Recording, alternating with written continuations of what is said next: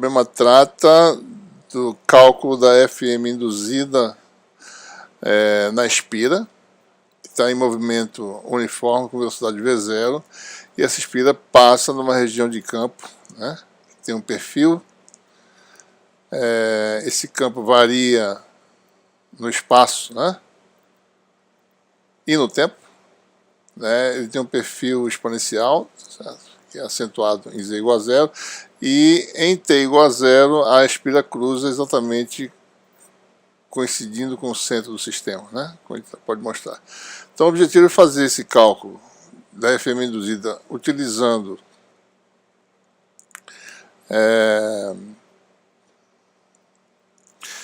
a formulação, a equação 6.12, e também, tá certo? A equação 6.12 está aqui, né? 6.12, vou achar ela aqui. Ou seja, a FM pode ser calculada separadamente, né?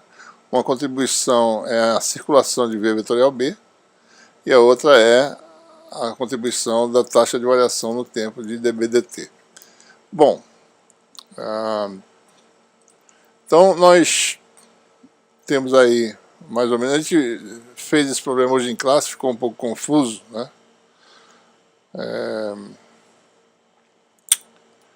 E nosso objetivo aqui é mostrar a solução de forma mais clara para não ficar muito confuso. Apesar de que o que nós fizemos em sala de aula hoje serviu para a gente perceber que uma solução errada dá para ser detectada, né?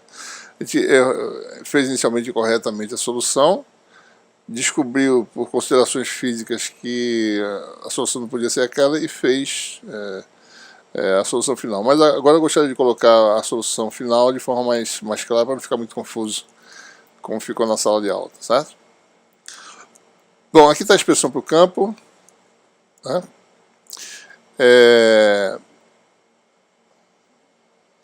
O centro da espira, num determinado instante de tempo, está na coordenada y igual a v0t, né? A coordenada x de cada ponto não muda, mas a coordenada y muda, né? Com o centro relativamente a esse ponto aqui, né?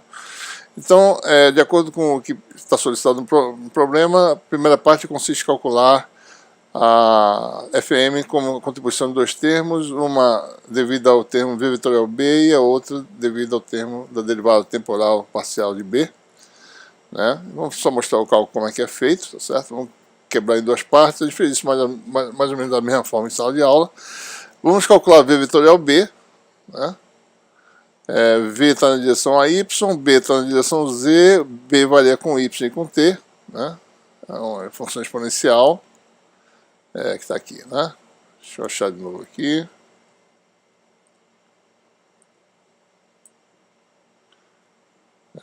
Aqui está a função B. Então, o primeiro termo vamos chamar de FM1, o segundo termo, como a gente fez em sala de aula, FM2, né? Integral dessa função. Bom, calculando V vetorial B, você tem o produto vetorial de AY com AZ. Deixa eu só botar aqui um lapisinho para a gente poder mexer.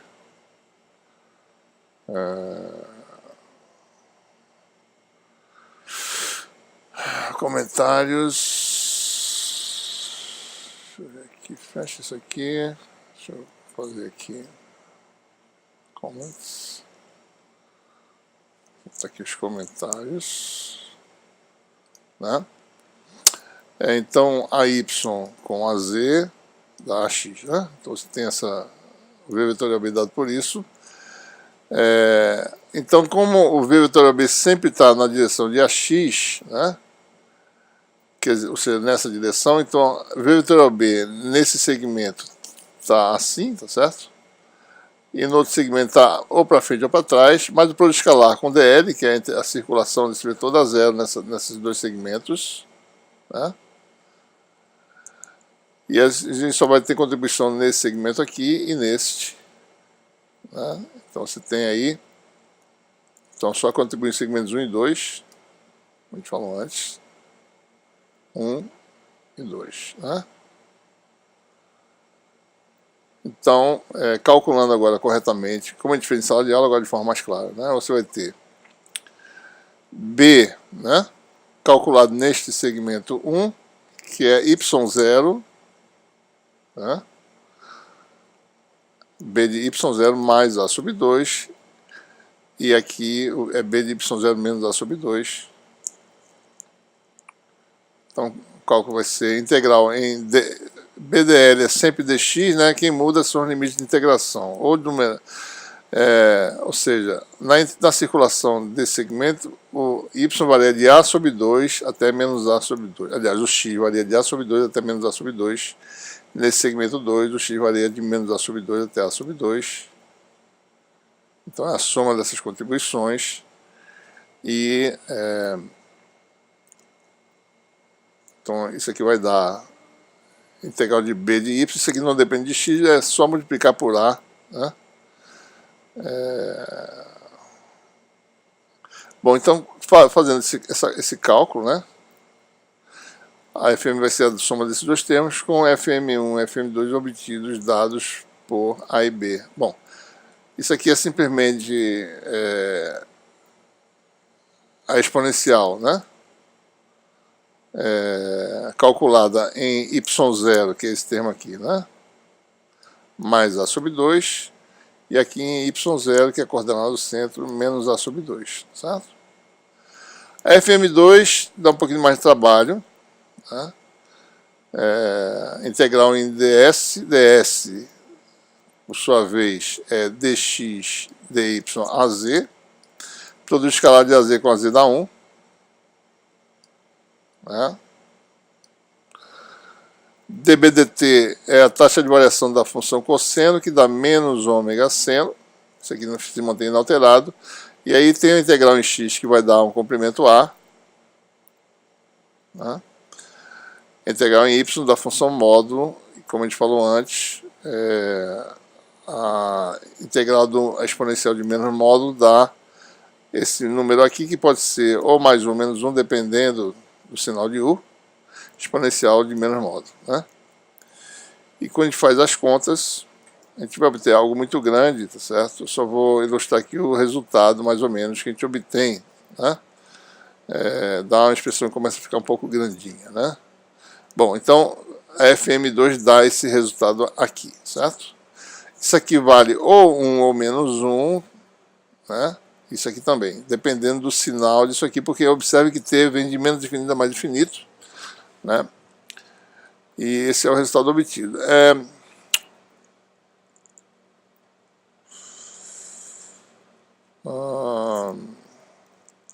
A gente poderia destrinchar isso aqui em várias situações, né? Se T for menor do que tanto, o que vai dar? Se T em várias faixas de variações para tirar o módulo, mas isso não vai elucidar nada, então não vale a pena mexer mais do que o que está aqui, né? O que a gente pode fazer é talvez fazer um gráfico dessa função, mas aí não está além do objetivo dessa questão, né? Bom, pelo cálculo direto, a gente pode verificar que vai dar o mesmo resultado, certo? Calcula-se o fluxo, né? E a taxa de variação do fluxo como a derivada do fluxo total, certo? E aí a gente vai ter que colocar dentro de y a sua... lembrando que a integração vai de y0 menos a sobre 2 a y0 mais a sobre 2, em que y0 é igual a v0t, né? É a velocidade vezes o tempo. É o centro da espira movendo-se para o lado direito ao longo da direção y. Quando você faz a integral, vai aparecer novamente a questão do módulo, né? Então a derivada dessa função você vai ter um ddt disso tudo, tá certo? Ele faz essa integral, né? Dá novamente um resultado parecido com o resultado anterior. E o truque aqui é que quando se faz a derivada de uma função módulo sobre a função, que é o que aparece aqui geralmente, isso sempre dá zero, porque isso vale 1 ou menos 1, né? Se for 1 dá zero, se for menos 1 dá zero. Então a derivada disso aqui não tem importância, não é necessário calcular, certo? Além disso, nesse cálculo aqui, a derivada da exponencial do módulo, né, vai dar novamente f, módulo de f sobre f, exponencial de menos f, df dt, quando f é uma função do tempo, certo?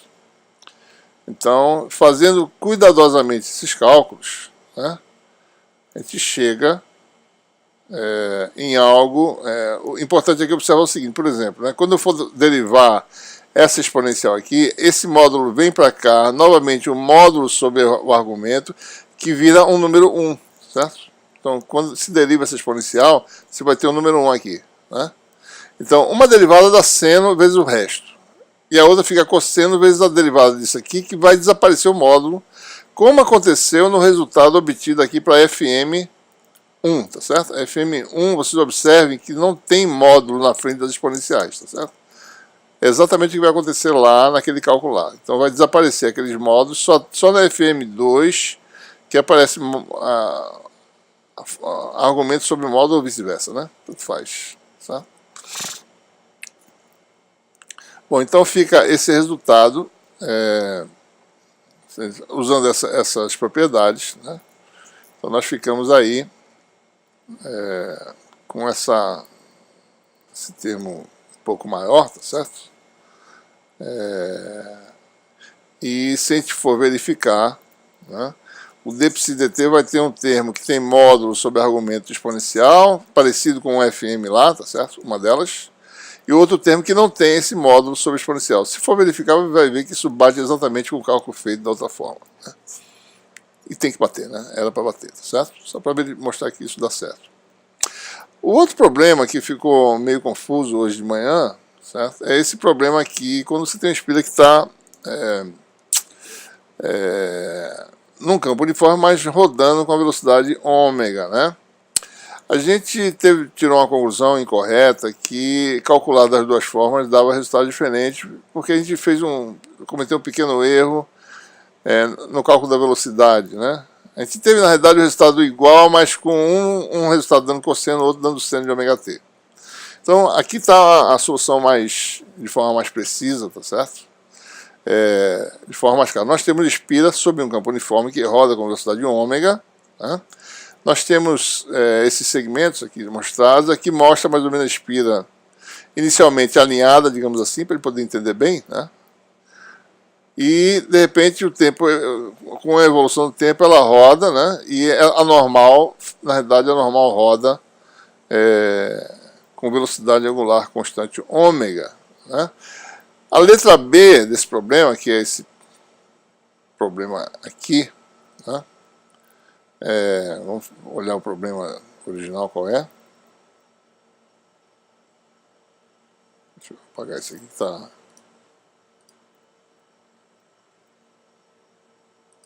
Ficou de repente meio lento aqui.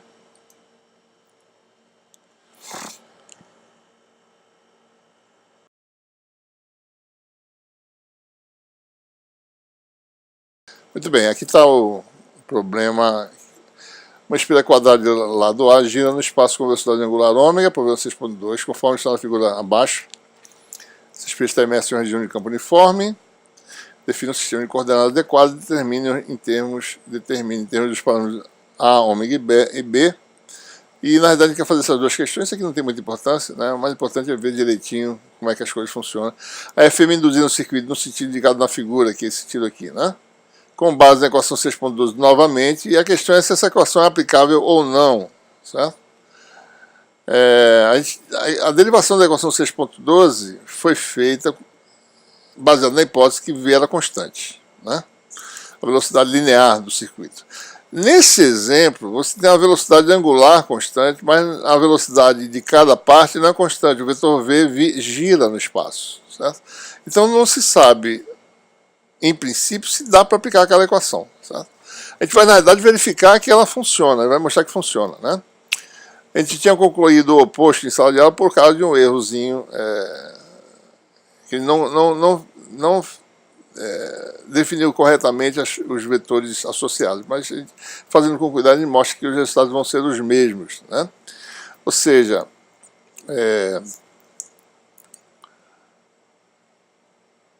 e a gente vai calcular das duas formas. Inicialmente, essa forma mais fácil, né? Calcular a FM induzida calculando a taxa de variação do fluxo lançado é simples. Vamos olhar aqui como é que faz. Vamos fazer primeiro a letra B, né? Então você tem aí o fluxo é integral de B ds, né? E a única coisa que varia aqui, na realidade, é a normal, que ela gira, né? A normal gira no espaço, certo? Eu podia calcular isso aqui, tá certo? Derivado disso aqui é B dN dt, se eu quisesse, né? Ou simplesmente podia dar, ou seja, o resultado dessa integral daria a única coisa que varia no tempo aqui é esse produto escalar, a área é A2, né? E a derivada no tempo desse produto escalar dá B escalar dN dt, para ele calcular assim, mas é mais fácil você simplesmente fazer o produto escalar de B com N. Então B escalar N é AZ escalar esse vetor, que é o cosseno de ômega t, né? Então, calculando aqui, você vai ter o produto escalar de B com N, AZ escalar N dá cosseno de ômega t, dá B0, e a derivada no tempo disso vai dar menos ômega B0 A2 seno de ômega t. Aí você tem a primeira forma de calcular FM induzida de forma bem simples, certo? Agora vamos tentar ver se, utilizando a fórmula integral de linha, né? Ou seja, de V vetorial B, né?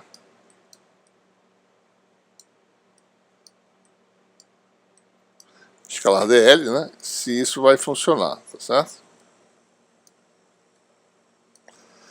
Né? Um termo é esse termo aqui, e outro termo é o que tem a derivada parcial de B no tempo, né? A taxa de variação, o fluxo seria isto, escalar ds, né? Integral. O segundo termo que aparece lá, que é menos a integral de superfície, isso aqui, mas se isso aqui é derivada a zero, então esse termo aqui não contribui. Então a única coisa que a gente vai ver aqui é ver se isso aqui dá certo. Então vamos calcular as velocidades. Observe que, olhando aí, certo? Vamos olhar, por exemplo, sobre o segmento 1, tá certo? Esse segmento aqui, né? A gente vai calcular as velocidades para todo o segmento, vamos olhar especificamente este. Neste segmento, a gente fez isso em sala de aula, né? Só que lá a gente colocou a posição da aspirina numa posição diferente do que ela deveria ser. A gente fez a mesma coisa, só que a gente fez com 90 graus de defasamento, por isso que deu errado o resultado, né? Então, nesse segmento 1, o vetor posição vem até aqui, né? Vai ter uma coordenada x nessa direção, na direção x, e a sobre 2 na direção u, certo? Então, se a gente for ver, né, o vetor posição x, né, é x a x mais a sobre 2u. Derivada no tempo de x, que vai dar a velocidade do segmento 1, vai dar, isso aqui não varia no tempo, né, o ax fica constante, mas o u varia no tempo, né? Observe que o u ele é ortogonal a n, normal a espira, isso aqui é a espira olhada de frente, né? Então o varia no tempo, e o du dt é calculado daquela forma, né? Imagine isso aqui sendo uma diferencial de ângulo, né? Se aqui é ômega t, esse desvio é d de ômega t, né? Que é ômega dt, esse ângulo aqui, certo? A variação diferencial disso aqui. Então, du é um vetor que é no sentido de n, com um comprimento que é 1 vezes esse ângulo. Esse ângulo é a diferencial de ômega t. Então, du é ômega dt vezes n, e du dt vai ser ômega, né, vezes a normal. Ou seja, o vetor velocidade é paralelo à normal, à espira, certo?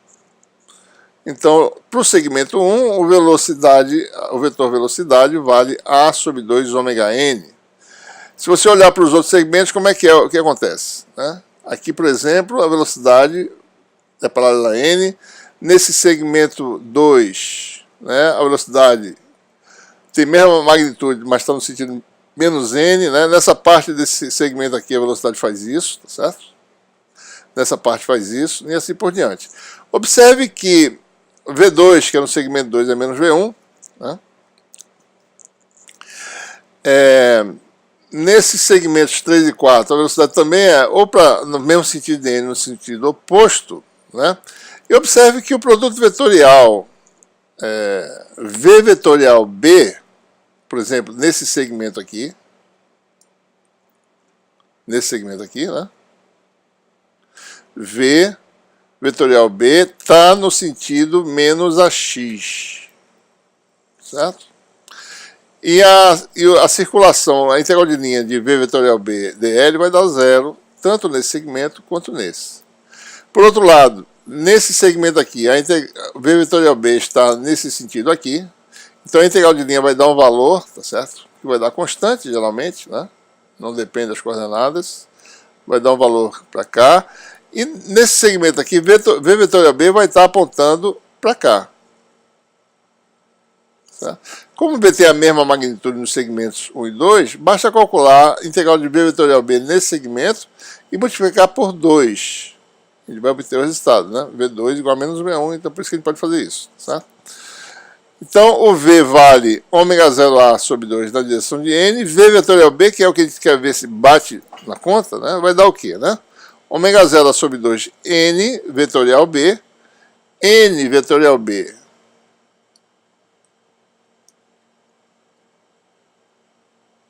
Aí a gente tem que fazer, a gente fez errado lá, porque a gente esqueceu de botar na posição correta. Né? ômega t é um ângulo, N vetorial B é seno desse ângulo aqui, certo? Seno de ômega t. No sentido, entrando no quadro, que é o sentido menos AX, certo? Então por isso que dá menos, né? AX, certo? Só que a integral de linha é no sentido também de menos AX, então isso aqui vai dar um mais, né?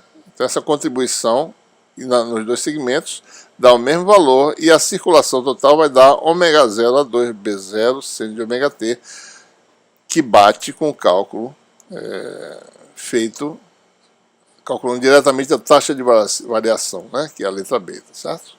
Mesmo resultado, né? Em sala de aula a gente teve um pequeno errinho, tá certo? Que a gente obteve um resultado incorreto, interpretação incorreta com seno de ômega t. Mas, ou seja, mesmo a velocidade não sendo constante, dá para utilizar a mesma expressão. Não é trivial saber que isso dá certo, mas, enfim, dá para calcular, certo? E aí a gente passa agora para resolver os outros problemas que foram feitos em sala de aula.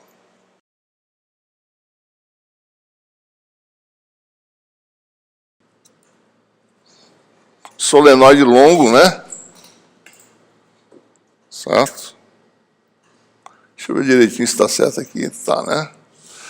Você tem um solenoide longo, né? Um enrolamento, tá? E a questão fala assim, mostre que a força eletromotriz induzida, né? Se você tem a circulação de corrente aqui, certo? É N vezes o fluxo lançado por uma espira. Taxa de variação no tempo, certo? Por que dá isso? Né? Bom, isso aqui é uma questão simples, só para a gente entender bem, né, a lei de Ampère, né, a lei de Faraday, né? Que diz o seguinte, né, a circulação de E, né, a forma integral, é menos d dt do fluxo enlaçado, né?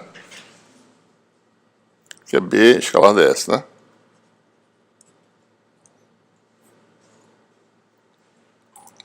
Olha, se você tem várias espiras, né? Muito próximas, né?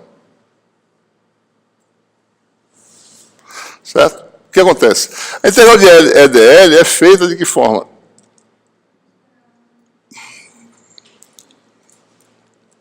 Você começa aqui, né? E vai calcular a integral de EDL em todo o caminho, certo? É mais ou menos N vezes a integral de EDL numa espira, certo? Que é o fluxo enlaçado numa espira. Então isso aqui vai dar N vezes, né, o fluxo numa espira, né? A integral de EDL, né, numa espira, certo? Ora, isso aqui é menos dψdt, né? Fluxo lançado por uma espira, a taxa de variação do campo magnético, né, do fluxo magnético nessa espira. Então, a FM induzida vai ser a soma das FM, é só isso, tá certo? Então, a FM vai ser N vezes, né? Menos N dψdt, tá certo? Você aumenta bastante a FM, né? Basta você enrolar vários enrolamentos, certo? Né?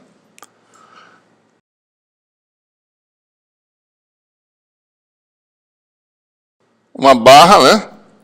Velocidade constante numa região de campo, certo? Né? Então aí a formulação que ele desenvolveu serve, né? Ou seja, a FM, né? Tem duas contribuições. Uma é a V vetorial B escalar dl.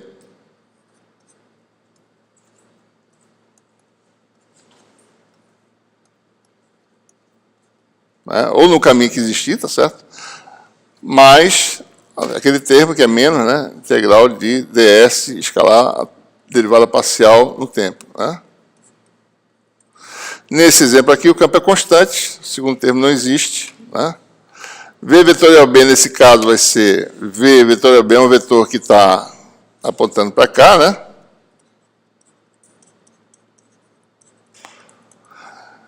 VB, esse versor aqui, chamado de U, né? Certo? Então, você tem que a FM induzida, né? Corresponde, tá certo? A um campo fictício aplicado para cá, tá certo? A potencial cai daqui para cá, né? Então vai ter uma FEM, que vai ser VBU escalar esse vetor aqui, que é LU, vai dar VBL, simplesmente, né? Integral de linha vai dar isso aqui só. Então esse pedaço de circuito, se fosse de um circuito, daria só uma FM, né? Um campo desenvolvido, um acúmulo de cargas indo de um lado para o outro, certo? Né?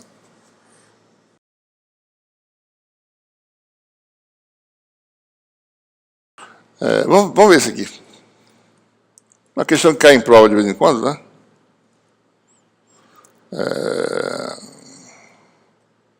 Essa questão aqui, ó. Um campo valendo no tempo agora, tá certo? No vácuo, né? Dado por isso aí. Então a questão, problema 6.5, né? H igual a H cosseno, né?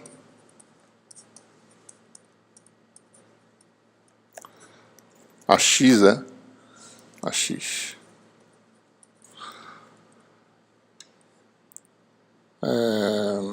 Bom, isso aqui, pode fazer isso, pode fazer um gráfico aqui, né, se quiser, certo? Vamos fazer matemática, né, para ver como é que é. É mais interessante, tá certo? Como é que é a onda viajante, né? Dá uma olhadinha. Acho que eu vou abrir um que já tem aqui. Deixa eu ver aqui, peraí. Onde é que está? Acho que está aqui no Google Drive, talvez, temp.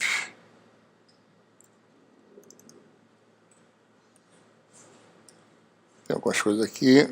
Bom, como é que é a função dessa, né? A função dessa é f de x, né? Essa função já existe, não, né? Chamar a função h, certo? H de xt, de zt, né? Só para a gente ter uma ideia como é que ela é, tá certo? É da forma cosseno, né? Vou fazer assim, né? T menos Z, tá certo? Não precisa botar a frequência, não. A frequência vale 1.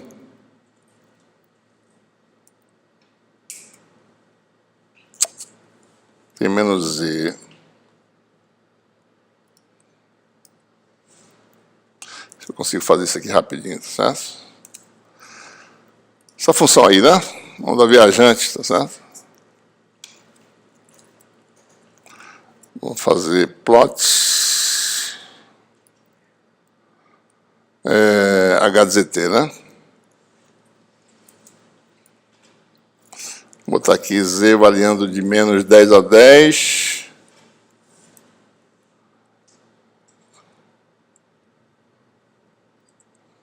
Bom, não fez nada, né? grade ZT, né? Bom, vamos fazer aqui um manipulate. Certo? Deixa eu aumentar aqui um pouquinho. Magnification 150. Eu vou ver agora essa função, como é que ela se comporta, né?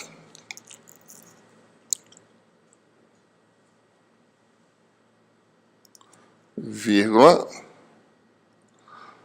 T de menos 10 até 10, talvez.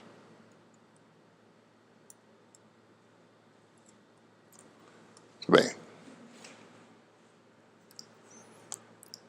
É isso, né? Uma moeda que se mexe no espaço, tá certo?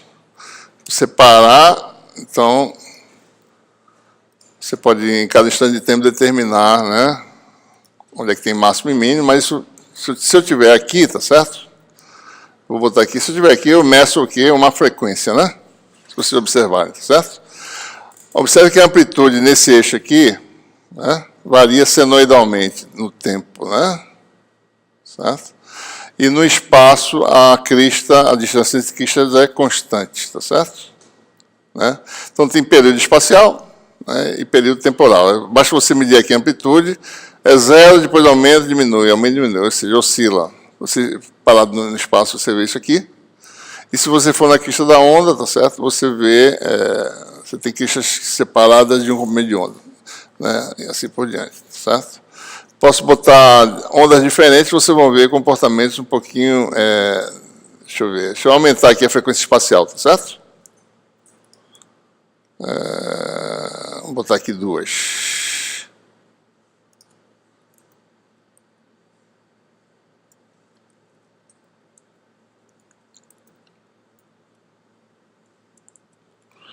Né? Uma vai ser mais rápida, ou seja, na verdade, deixa eu ver se está ocasionalmente. Se você observar essa frequência aqui, né, uma tem uma frequência diferente da outra, tá certo? Então eu mudei a frequência alternando esse parâmetro aqui, né? Uma está sendo mais rápida que a outra também no espaço, né? Está se movendo mais rapidamente. Bom, isso aí dá para a gente ter uma ideia de mais ou menos o que é uma onda viajante, né? Isso a gente vai ver com mais detalhe no segundo curso de eletromagnetismo, né? Eletromagnetismo 2. Bom, a questão aqui nesse problema já fizemos essa parte, né? Circulação do campo elétrico. Como é que a gente calcula? Circulação do campo elétrico, nesse caso aqui, no caminho fechado da figura C22, que é esse caminho aqui, pessoal. Isso aqui é apenas um caminho, né? Que é só um caminho que vai de 0 até A em Y, e x igual a 0, e Z vai de 0 até π sobre K, certo? K tem dimensão, né? Ele é um coeficiente, se vocês observarem. K é o coeficiente de Z, né? Então K tem dimensão de metro a menos 1, certo? Isso, na verdade, chama-se número de onda, né? Isso aqui é a frequência angular, certo? Número de onda, que é a frequência espacial, é o coeficiente de Z, né? O coeficiente de T é a frequência temporal, né? Então, calcular isso aí vai ser, calcular a circulação simplesmente integral de EDL, né? Igual a menos DDT de BDS. Nesse caso, o caminho está parado, né? Então essa derivada se aplica só sobre B, certo? Bom, e B vale, no vácuo, vale o quê? μ0 H, né? Então isso aqui vai dar integral de EDL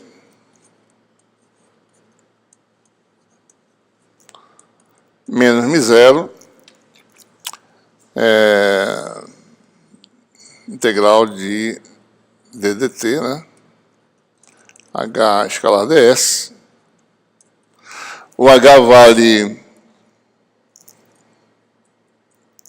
Está na direção X, né?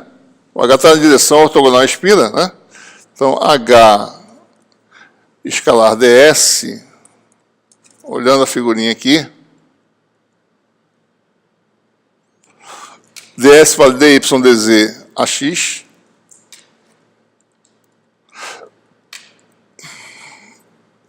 Então, vai dar H cosseno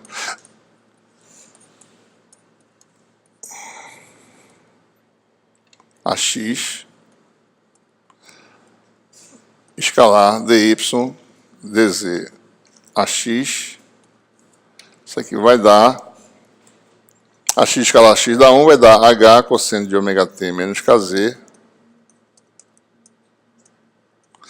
dy dz, né? A gente faz a integral, certo? Primeiro, né? Depois deriva.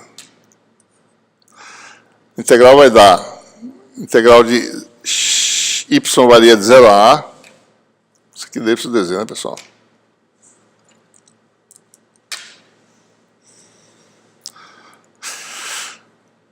Zero a a em y. Vai dar um h aqui fora, certo? Integral de 0 a π sobre k de cosseno de ômega t menos kz dz. Vai dar h. Integral do cosseno vai dar seno trocado, né? Seno ômega t menos kz sobre... Eu posso trocar aqui a posição, né? Eu vou trocar a posição aqui. Kz menos ômega t. Então, digamos que a integral de cosseno de kz menos ômega t vai dar seno de kz menos ômega t sobre o coeficiente que é k, certo? De 0 até π sobre k. Isso aqui vai dar HA sobre K. Z igual a π. Sobre K vai dar π menos ômega t. Seno de π menos ômega t vai dar quanto? Vou botar aqui, certo? Dá menos seno, né? Menos seno de menos ômega t. Dá mais seno de... Vai dar 0, né? Vou botar aqui, vamos ver se está certo. Seno de π menos ômega t vai dar menos seno de ômega t. Menos seno de menos ômega t, né? Dá menos, no mais dá 0, certo? De propósito, eu acho, né? Deu 0, tá certo? Para esse caso específico aí, né, a circulação de E dá 0, né? Certo? Não precisa nem fazer muito mais, né? A integral de E dl dá 0. Certo?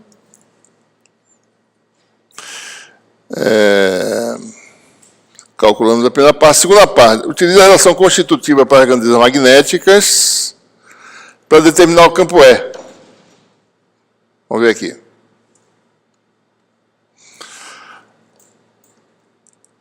No vácuo, né? E a equação 6.15 para dizer o campo elétrico é admitido que este tem apenas a componente Y. Admite a condição de contorno E de 0T vale isso aqui, tá certo?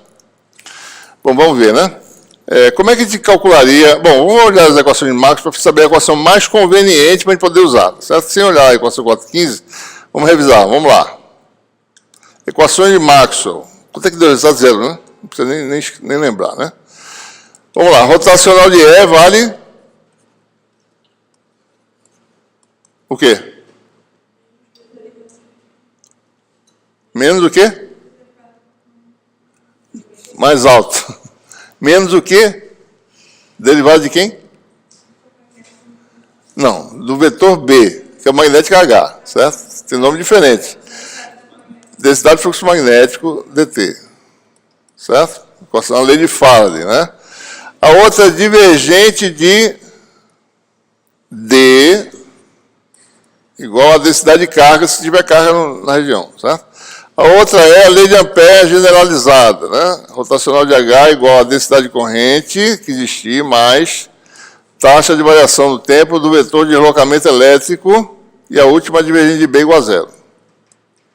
Estamos no vácuo, nesse caso J igual a zero, certo? Qual é a equação mais fácil de eu usar para determinar o E? Bom, esse aqui dá a derivada de E em relação à derivada de tempo do derivada espacial. Eu tenho que resolver uma equação diferencial no espaço, certo? Essa aqui, eu sei H, calculo isso aqui, e o D vale ε0 é quem está no vácuo. Então, eu tenho D é dt, né? E acho que dá para usar essa aí. Vamos tentar usar essa, tá certo? J igual a zero, então você tem D é dt é igual a 1 sobre ε0 rotacional de H. Né? Mas ele dá aqui, não dá em T igual a zero, dá em Z igual a zero, né? Ele não quer que use essa, ele quer que use outra, certo? Ele quer que a gente use essa outra, mas ele também ele torna mais fácil. Vamos tentar usar essa, porque é o seguinte, ele não dá, esse aqui eu precisaria saber quem é E em T igual a zero para poder calcular, certo? Ele não deu E em T igual a D, é em Z igual a zero, certo? Então ele precisa calcular usar esta relação aqui, ó. Né? Então, esta diz rotacional de E igual a menos μ0, agora botando no vácuo, né? dH dt. Bom, vamos ver o que ele está dizendo mais aqui, certo? E vale, tem a componente só y, né? Então, E só tem a componente y.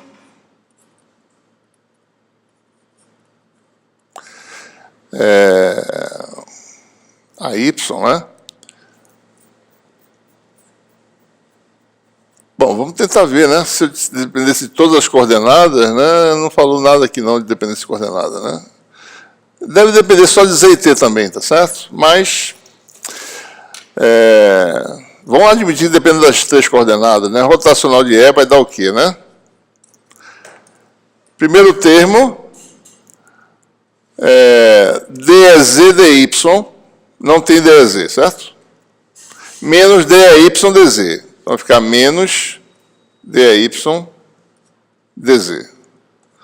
Certo? Segundo termo,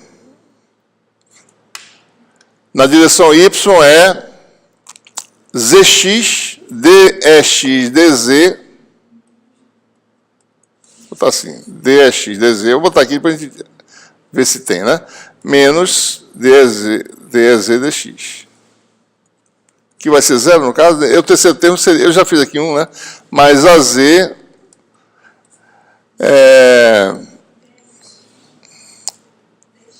XY, né? Então vai ser DEY dx. Primeiro é o operador, né? XYZ, né? Menos DEX dy. Né? Ok? Isso aqui tem que dar o quê? Menos μ0. Cadê o dH dt aqui? Cadê?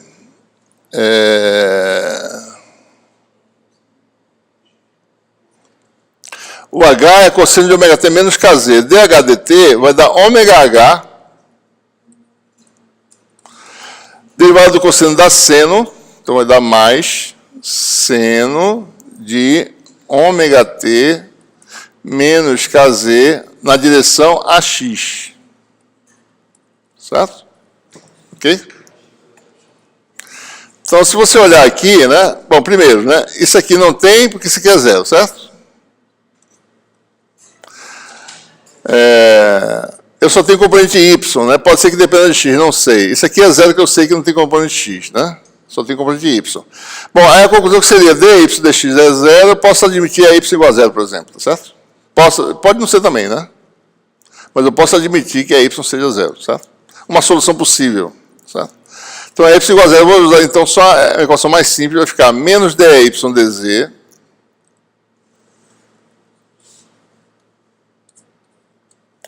igual a μ0 ômega H seno de ômega T menos Kz. Certo? Ou seja, um sinal aqui. Derivada no tempo da função cosseno da menos seno, né? Eu botei um mais aqui por causa do sinal da lei de Faraday, né? Então tá certo, em princípio, certo? dH dt, se a gente olhar aqui, vamos olhar direitinho aqui, tá certo? dH dt vai dar menos ômega H seno, né? Com menos da lei de Faraday dá mais, certo? Tá bom? Bom, então vamos integrar agora, certo? Então é y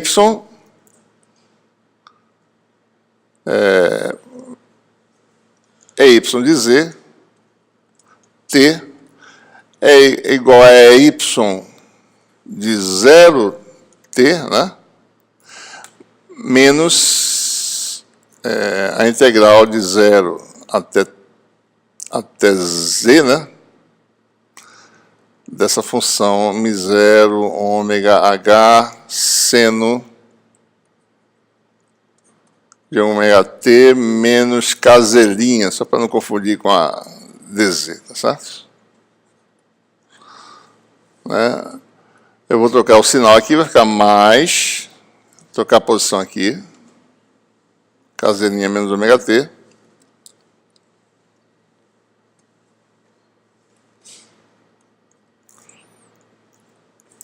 E a integral vai dar cosseno, né?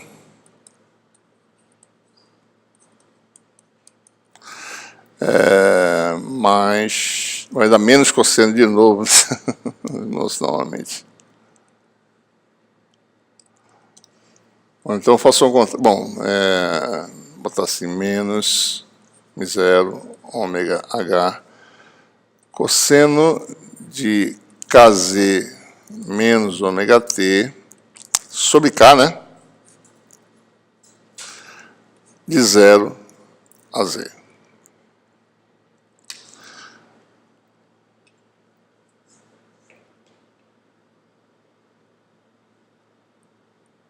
Podia ter calculado de outro jeito, né? Espero que... Bom, vamos lá.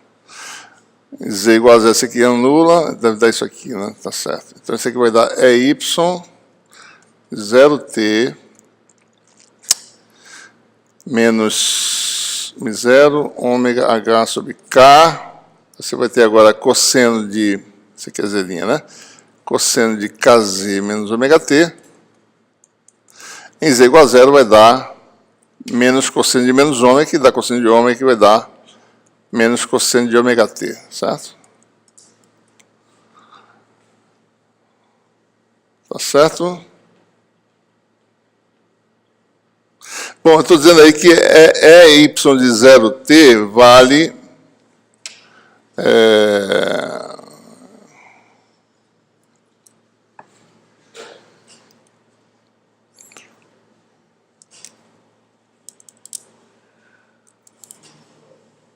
eu deveria ter feito de outra forma para ficar mais fácil de entender. Bota assim, ó, A mais, né? Bota assim, A mais, integral indefinida. Faz assim, ó. Fazer de outra forma para poder realmente... Bota aqui, uma constante que depende do tempo, tá certo? Não, faz indefinida aqui, A de t, faz indefinida, fica mais fácil de a gente entender como é que usa as condições de contorno. Mais integral disso aqui, não precisa botar limite nenhum, tá certo? Vai dar A de t menos isso aqui, não precisa botar limite de integração, tá certo? Essa é outra forma de fazer, certo? E tira esse negócio aqui, para não atrapalhar, certo? Aqui dá um A de t. Certo? Aí fica mais fácil de perceber. Y de zt é dado por essa expressão aqui, tá certo? É melhor fazer assim, não fazer por limite de integração, que fica mais complicado. Bom, em z igual a 0, o campo de y de 0t vale, y de 0t vale ômega μ0, talvez eu tenha errado no sinal aqui, h sobre k,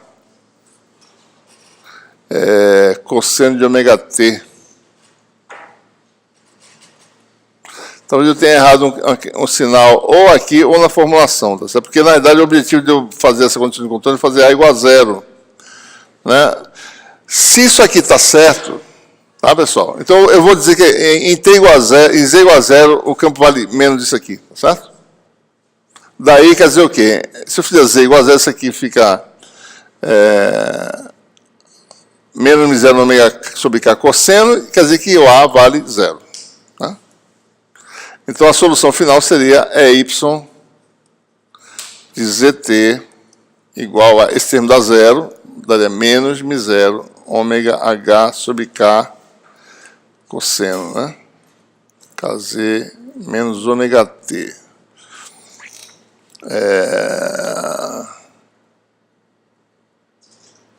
Deixa eu ver se faz sentido, né?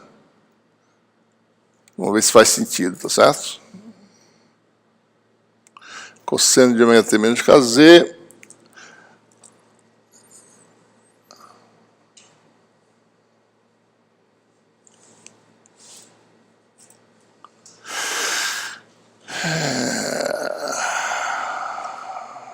Rotacional de E, deixa eu ver aqui, DE dt vai dar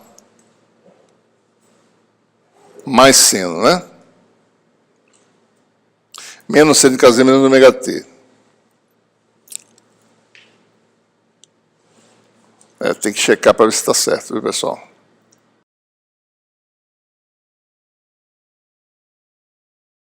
(6.8)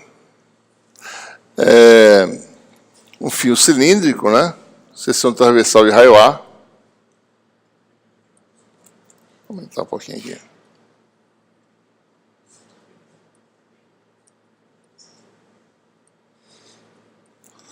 Né?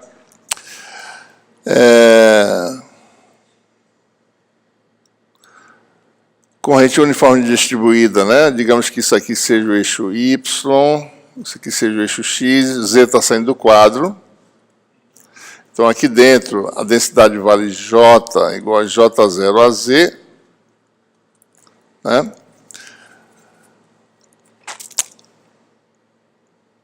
Onde é que está aqui, bicho? Cadê? Ah, está aqui. Mesma permeabilidade, então aqui dentro é M0 e aqui também é M0, certo? Então, determina a energia magnética armazenada em uma camada cilíndrica concêntrica com fio de altura H e raio interno B e raio externo C. Nossa, complicado, né? Acho que vou ter que fazer uma figura mais sofisticada aqui. Deixa eu ver aqui. Vou fazer aqui com isso aqui. Tem o fio. Deixa eu fazer aqui direitinho. Problema 6.8. Certo? Que é parecido, mais ou menos parecido com o cálculo axial, né? 6.8. Você tem aí. Tem o fio, seção transversal A, né? Daí, fio. Tem uma camada cilíndrica com fio de altura H, ou seja, isso aqui é infinitamente longo, então a altura H, quer dizer, nessa dimensão, né? Certo? Altura H, raio interno B, raio externo C. Então tem uma outra camada, certo?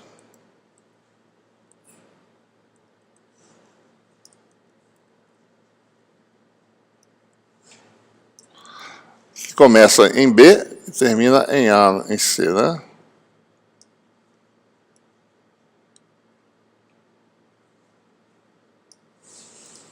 Certo?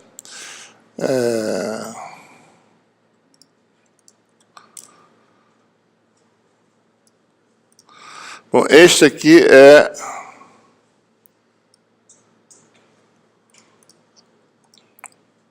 Oxente.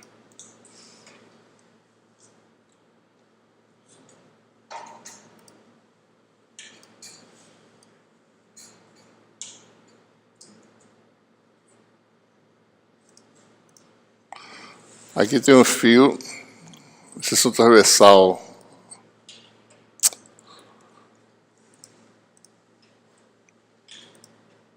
Esse aqui é o fio, né?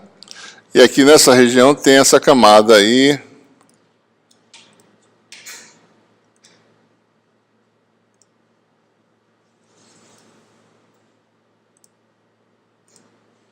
Vou fazer preto, né, para ficar parecido com o 4, né?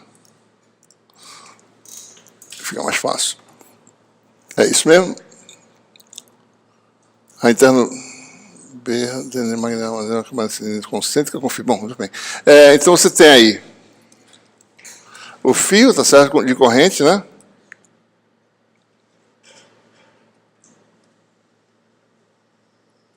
Raio A. Uma camada concêntrica que começa em B e termina em C, certo? Então a gente quer saber a energia magnética armazenada nessa região aqui, ó. Essa região azul, certo? É isso mesmo? Bom, a gente precisa só saber o campo B aqui fora, né? O campo B e o campo H, tá certo? O campo H é um campo, se a corrente é a corrente I sobre 2πr, né? A φ, né? Certo? E I, por sua vez, no caso específico aqui, J vezes πa2, certo? Então, o campo H vale J A2 sobre 2R, a φ. Do lado de fora, a permeabilidade é igual ao do vácuo, né? Então, B vale μ0 J A2 sobre 2R, a φ. Quem é a densidade de energia magnética? Chamada de Wzinho, né? B, certo? 1/2 do produto escalar desses dois aqui, né? Que vai dar μ0 J0 ao quadrado A4 sobre 4 R2, né? J2, J0 aqui no caso, né? Constante, J0 ao quadrado A4 sobre 4R2 μ0. A fiscal φ dá 1, essa é a densidade de energia, então a energia vai ser, naquela região azul, né? Porque o conceito de densidade de energia é esse, né? O espaço é ocupado por energia, né? Com densidade dada por uma expressão. Então você calcula a integral da densidade, para dar a energia na região que você quiser. Então vai ser a integral nessa região volumétrica, cuja área transversal é esse elemento de área aqui, né? dr com r de φ. E na profundidade, ortogonal ao quadro vai dar dz, né? Então vai dar integral de 0 até h em dz, 0 a 2π em dφ, de B até C, que é onde começa aqui essa camada azul, né? De R, dr. Vai dar, então, 1/2 μ0 J02 A4 sobre 4R2, né? 4R2 está certo? Tá certo. Então vai dar logaritmo aí, né? Vai dar H, que dá 4 com 2, 8, né? Vai dar μ0 J0 ao quadrado A4H sobre 8. Daí tem um 2π daqui, integral de B até C, de dr sobre R, que dá logaritmo em C menos log de B. Então a energia naquela região vai dar μ0 π J0 ao quadrado A4H sobre o quê, né? Sobre 4 logaritmo de C sobre B, certo?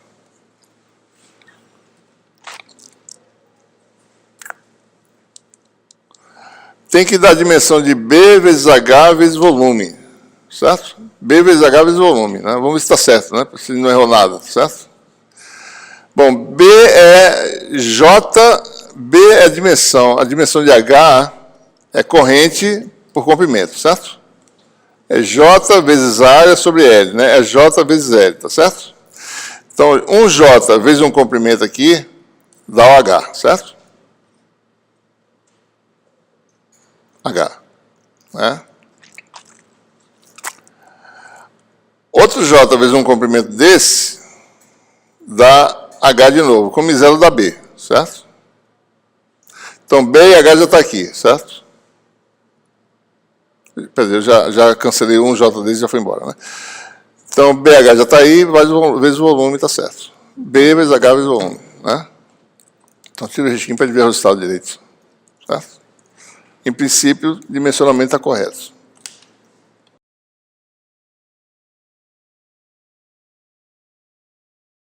O 6.11 esse probleminha aqui, ó.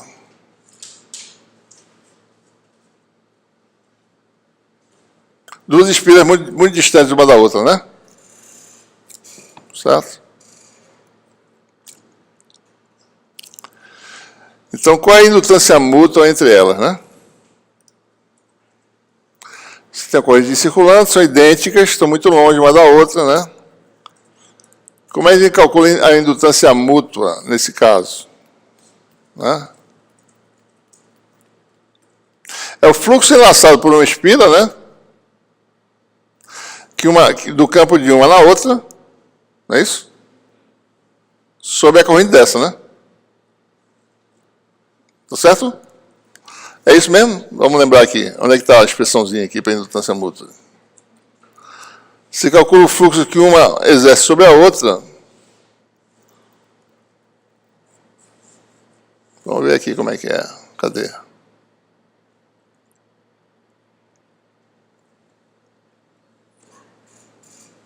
Onde é que está, rapaz?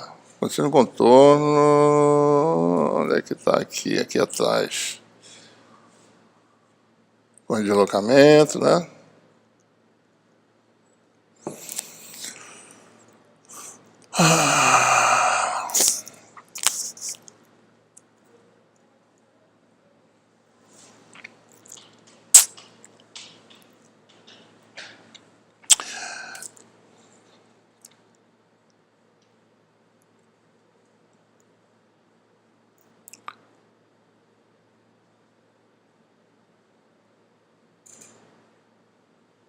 É exatamente isso, né? Você calcula, você tem dois circuitos vizinhos, né?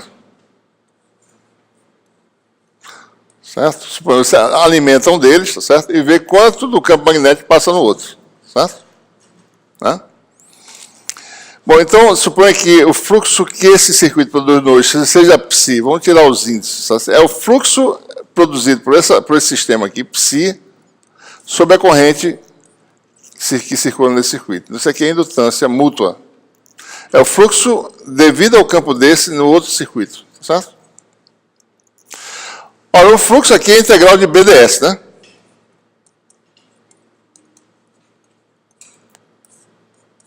Que, por sua vez, é B rotacional de A, teorema de Stokes, isso aqui vai dar a circulação de A, dl, né? Sobre a corrente no primeiro circuito.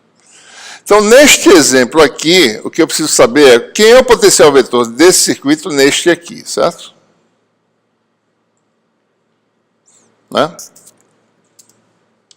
Ora, uma espira de corrente é equivalente a um dipolo magnético, cujo potencial vale quanto? μ0, momento de polo da espira, certo? Vetorial AR sobre 4π R2. No caso presente, essa espira aqui tem um momento de polo que vale quanto? A I vezes a área. Ou seja, como essas espiras estão muito longe uma da outra, eu posso usar essa expressão assintótica aqui, certo? Isso aqui vai ser o R, né, no caso, tá certo? Essa distância aqui é D, né? Esse R pode ser calculado em termos de D e A, tá certo? É constante em cima dessa espira aqui, né? Bom, então vou calcular aqui. Isso aqui vai dar também, equivalentemente, né? A igual a μ0 M seno de θ, a φ, né? Sobre 4π R2. Certo? Então, a integral de A dl, observe que θ é fixo, tá certo? θ é fixo. R também é fixo. Então, a ADL é a φ escalar a φ, certo? Então, vamos botar aqui no quadro. A igual a μ0, m, a gente bota depois o valor de m qual é, sobre seno de θ φ, sobre 4π R2. O R, né, o seno de θ, se você está acabando a bateria aqui, seno de θ vale, tem que mudar o sistema aqui, seno de θ vale quem, né? A sobre R, tá certo?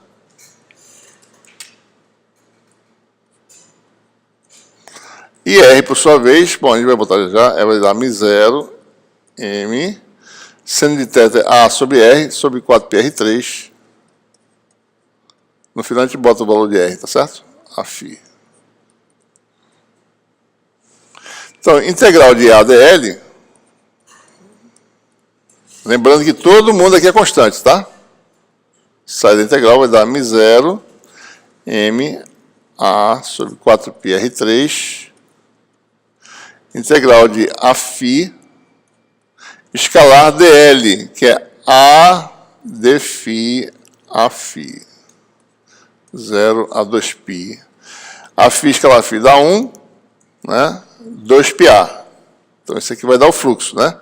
μ0 m a ao quadrado vezes 2π sobre 4π, que dá sobre 2. R3. Esse é o fluxo enlaçado. Agora, m é IπA2, vai dar μ0 IπA2 com A2 dá A4, certo? Sobre 2R ao cubo. Bom, R agora, por sua vez, olhando a figurinha, vai dar R2 é D2 mais A2, elevado ao meio.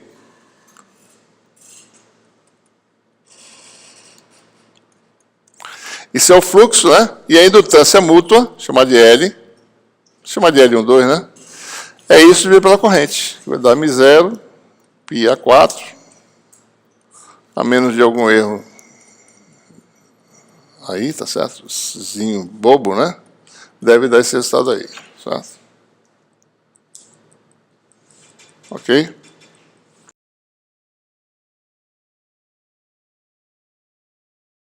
Vamos fazer um de condição de contorno, para vocês fixarem esse negócio. Aí não vai ter nenhum problema de cair na prova, que vocês vão saber fazer, certo?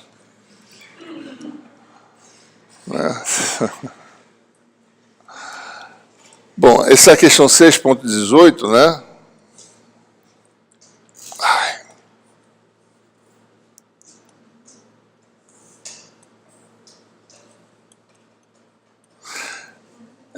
Na questão 6.18, espero que dê tempo aqui para dar certo. Aqui, ó. Considere a interface em dois meios localizada em Z igual a 0. Se o espaço Z positivo é o vácuo, se o espaço Z negativo é o meio anisotrópico isolante, tendo função permissividade dada por igual a 0, etc, etc, etc, certo? Dividir que o campo na região Z positivo tem um valor na interface dado por essa expressão, calcula D e E dentro do meio anisotrópico, mas na interface, que eu não posso calcular mais do que isso. Só posso calcular os valores de campo na interface. Eu não sei o resto, certo? Então, vamos lá. O que é esse problema aqui? Um meio, uma interface planar, tá certo? O meio anisotrópico aqui do lado de cá e o vácuo do lado de cá, né? Aqui tem um epsilon, que é uma matriz, certo? Bom, quais são as condições de contorno? N, bom, esse é meio isolante, não tem carga superficial, tá certo? Vamos botar as condições corretas aqui. D2, campo DC, né? D2 menos D1, igual a ρS, se tiver, certo? N vetorial é 2 menos E1, igual a 0. Então, nesse caso aqui, você tem N escalar D2 menos D1 igual a 0, porque não tem carga de superfície, temos meios isolantes. Isso aqui também são condições de contorno homogêneas, né?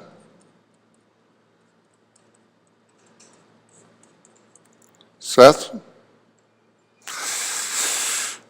Muito bem. Vamos admitir que o campo... Bom, o campo do lado 2 vale essa expressão aqui. É 2. Ó, tudo que para evitar botar argumento, tudo é calculado em z igual a 0, tá? Só que do lado 2 e do lado 1. Do lado 2, que é do vácuo, isso aqui vai dar... É 0. É ax mais 2ay mais 3az. Bom, do lado 1, quem é o campo? Desconhecido, mas na interface, tá? É 1, vou chamar de x, tá certo? Vou fazer assim, né? É x mais é y mais é z a z. Bom, quem é D1, né? Bom, D1 é uma matriz, tá certo? D1 vai ser 1, 2, 0, matriz D1, né? No sistema de coordenadas lá.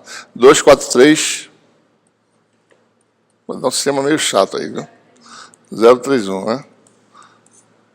É x, é y, é z. Na verdade, no momento aqui, eu só preciso do dz, tá, pessoal? Só o dz que eu quero aqui.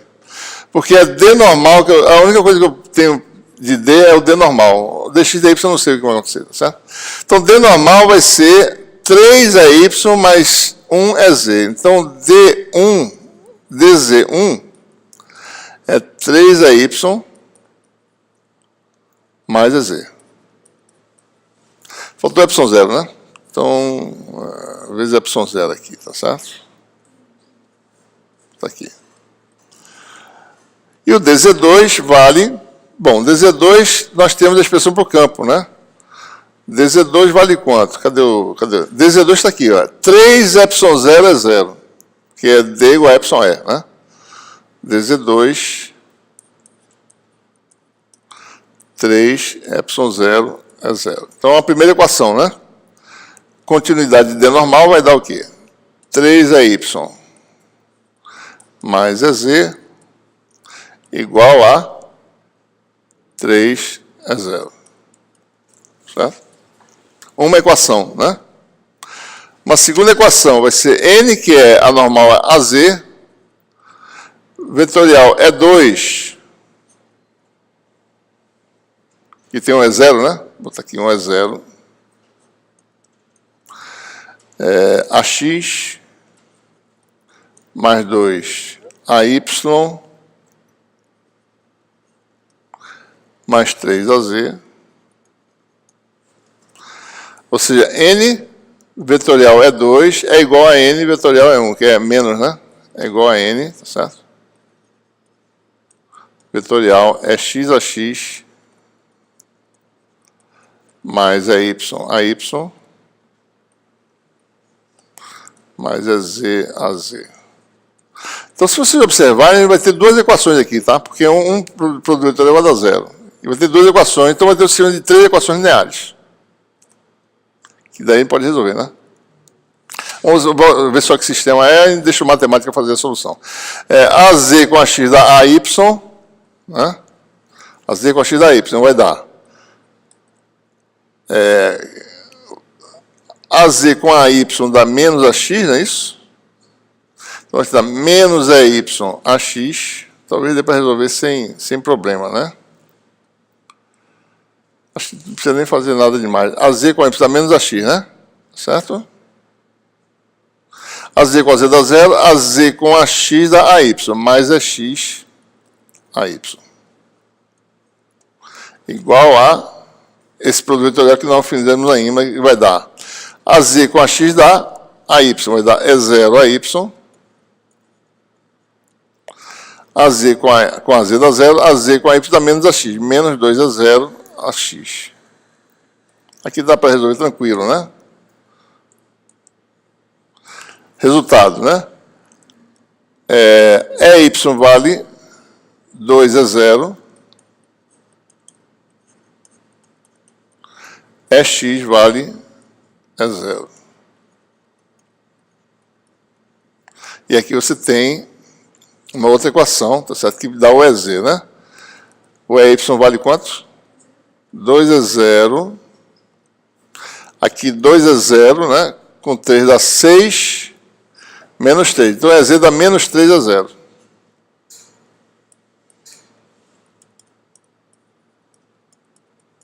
E aí você tem o vetor E do lado 2, né? Aliás, do lado do meio 1, tá certo? É 1, né? Na interface, viu, pessoal? Isso não vale em qualquer lugar, não, só na interface. Vai dar E0, né? AX mais 2AY menos 3AZ. Tem outra pergunta aqui. Bom, e quem é D1, né? Bom, daí D1 você vai calcular. D1 vai ser quem? Matriz 1, 2, 0, 2, 4, 3, 0, 3, 1, vezes a representação matricial, que é 1, 2, menos 3. Que vai dar o quê? 1 mais 4 dá 5. 2 com 8, 10, menos 9 dá 1. 6 menos 3 dá 3. Ou seja, D1 vale 5, falta um Y0 aqui.